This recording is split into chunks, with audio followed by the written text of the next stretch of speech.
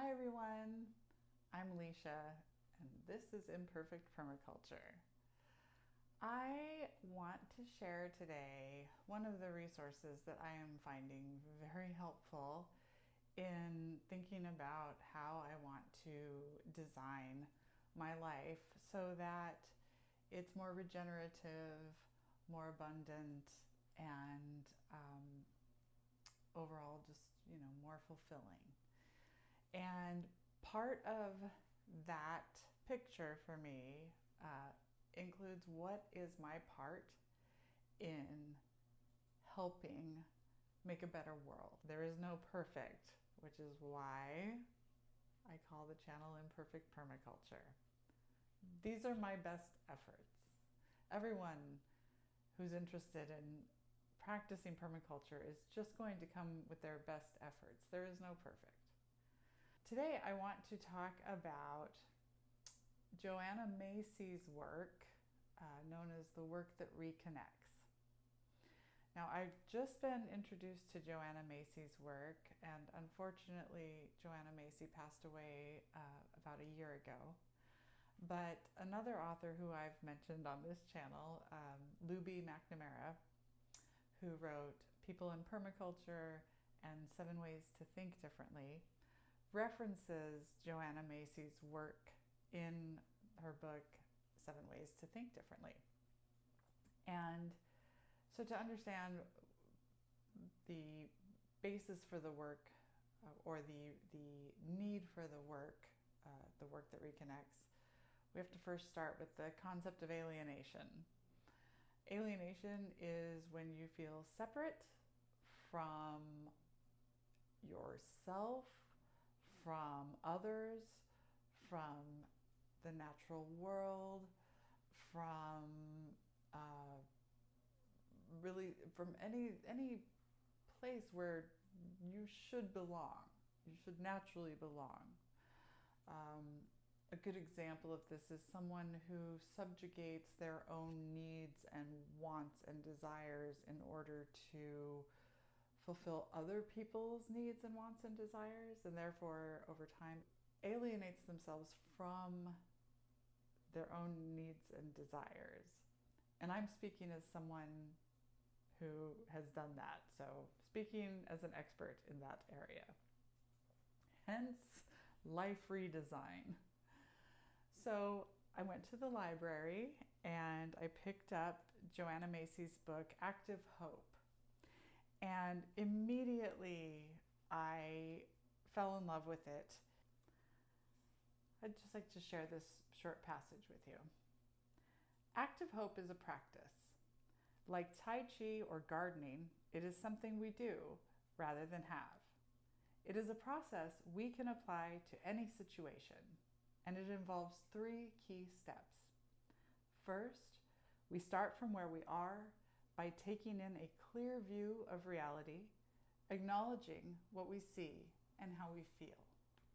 Second, we identify what we hope for in terms of the directions we'd like to move in or the values we'd like to see expressed. And third, we take steps to move ourselves or our situation in that direction. These are the very things that I am looking at in my own life to just start at the foundation of what this life design will look like. So when I go to apply this to the way that I see the world, it's the same steps, right? I have to acknowledge what I see and how I feel. And that includes grief. I feel so much grief for what I see in the world. I will be very honest about that. So much grief. And so much fear. And a fair share of anger. So I acknowledge that, and I acknowledge that that's what it feels like. And I acknowledge that sometimes it keeps me up at night. And then I need to follow the next step and go to thinking about what I would like to see, what I would hope to see, the direction that I'd like to see the world move in, and how I could play a part in that. I'd like to see a kinder, more supportive world where humans had a right to exist. I would like to see a less divided and stratified world. I would like to see a world where animals were respected for their right to exist, where plants were respected for their right to exist. That's why permaculture borrowed a lot of principles and ethics from indigenous cultures, because they were already living with nature instead of working against it. So whether I'm talking about this design mind on a personal level, or if I'm talking about it like at the microcosm or the macrocosm, the steps look the same. We have to start by acknowledging how we feel, then envisioning the world that we would like to have, or the life that we would like to have. And then we take the steps. And those steps look different for everyone, right? There are steps we can take to influence our political world.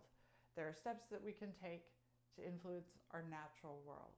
Things like growing a native garden, a pollinator garden, learning about rewilding, so you do away with your lawn and all of the labor and possibly chemicals and whatnot that goes into maintaining that, where nothing can grow except the grass itself. Transforming that space into a space where wildlife can feed and take shelter during our warmer and warmer summers. I can't tell you how rewarding that is. I rent, so I can't replant the lawn. However, I'm fortunate that the property already did not have a sod lawn. The lawn is sort of a combination between grass that was certainly seeded, but then just natural grasslands. So I have a variety of ground cover that's in both the front and the back gardens. But I also grow flowers in a flower bed and in pots. And that's the way that I do some little part to help support the earth that I love, to help support the other beings. And it's people care as well, because I benefit when I see a hummingbird stop by my Turk's cap, which is native to Texas, and drink from its beautiful bright red flowers. Or when I see a squirrel bearing acorns from the oak trees that grow in our front yard.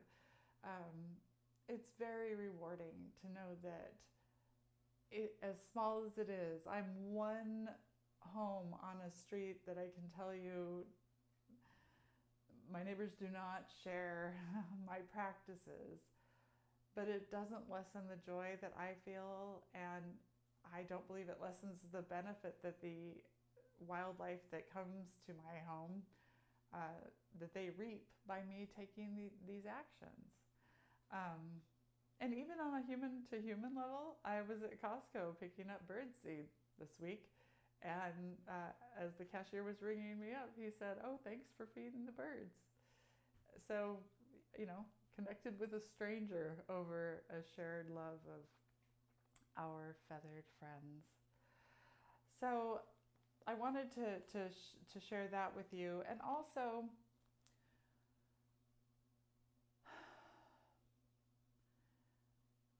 like any practice,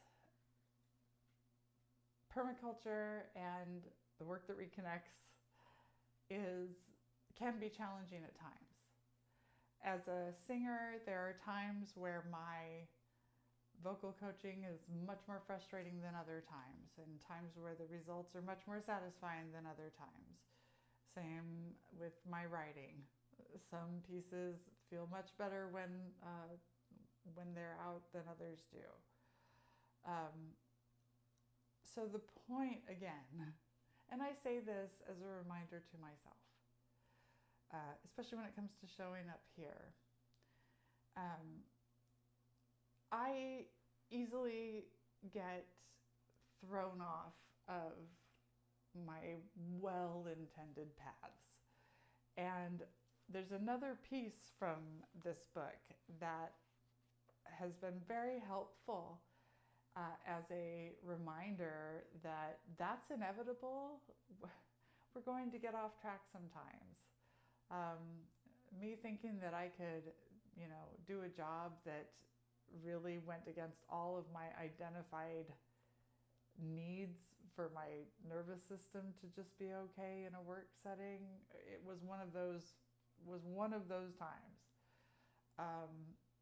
And so this is a gentle way to create a cycle that helps you minimize the distraction or time that you spend when you do go off course.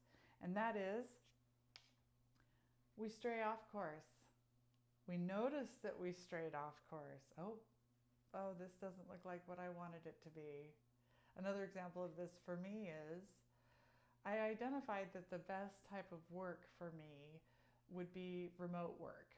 Now, the type of remote work is somewhat flexible because I have a variety of skills that I can use in remote work. But I've identified that remote work would be the most helpful because it would support my creative work. It would give me flexibility as far as relocating, and I would not be required to drive my car and be part of that commute and be using those fossil fuels, because I drive a 2008 Honda Fit, and while it's a manual and very gas efficient, it is still a gas car. So when I then start to feel the anxiety come in because I have not found a job yet that meets that criteria, I will start to look for jobs that I have done before, but that also I could not sustain before. And that is where now I'm able to recognize that as a pattern. There's my notice this, I'm straying off course. I identified the reasons why this type of work was what I really needed. If I start immediately going after this because I'm feeling anxiety, I'm straying off course. So I notice it, and then I respond to get off course. Sometimes that response looks like sitting down and writing. Sometimes, if that's not where I can get to, then the response is to sit down and read this book. Sometimes going to the library is my response. There are lots of ways, big and small, that we can improve not only our individual lives, but the lives of everyone we care about and the lives of people and beings we haven't had the pleasure to meet.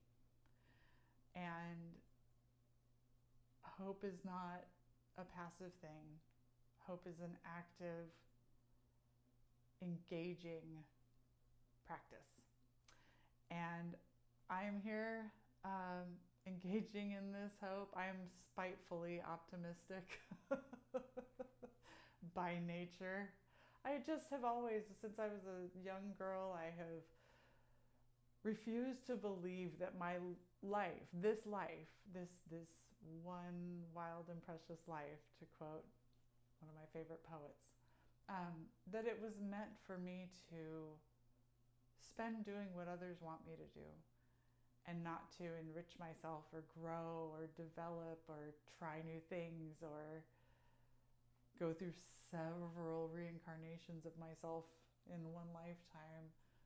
I just couldn't accept that. I couldn't accept that that was what a life was for.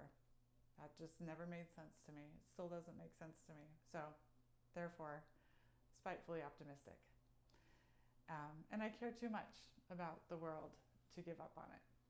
So, anyway, that's the point of this video, is just to let you know what I'm looking at when I'm looking at my own life design and how it relates to the role that I want to play in just doing my part, however small, to try to just make the world a little better. And if I fail, then at least I failed doing something that I believed in. But I don't think there is a failure in trying to make things better. Anyway, I will have more to update you on later.